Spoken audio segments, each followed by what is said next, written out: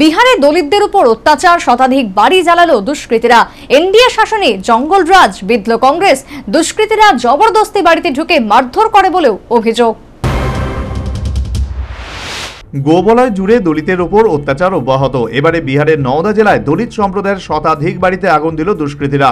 ঘরছাড়া হয়ে অসহায় অবস্থা ওই পরিবারগুলির সদস্যদের। এই ঘটনার মূল চক্রী সহ 10 জনকে গ্রেফতার করেছে পুলিশ।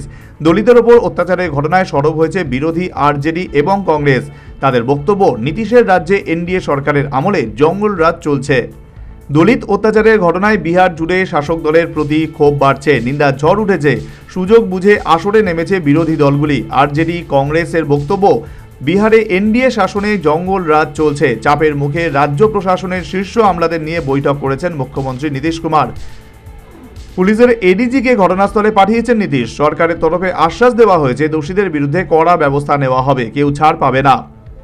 প্রাথমিকভাবে জানা গিয়েছিল 80টি বাড়ি ভস্মীভূত হয়েছে, যদিও পুলিশের দাবি মোট 21টি বাড়িতে আগুন লাগানোর ঘটনা ঘটেছে। গ্রামবাসীরা জানান, দুষ্কৃতীরা জবরদস্তি বাড়িতে ঢুকে তাদের মারধর করে, এরপর শতাধিক বাড়িতে আগুন লাগিয়ে দেয়।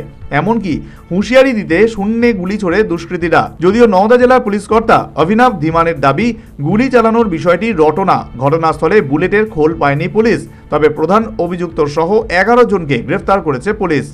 বিধিন সরকারের রিপোর্ট, নিউজ ভ্যানগার্ড।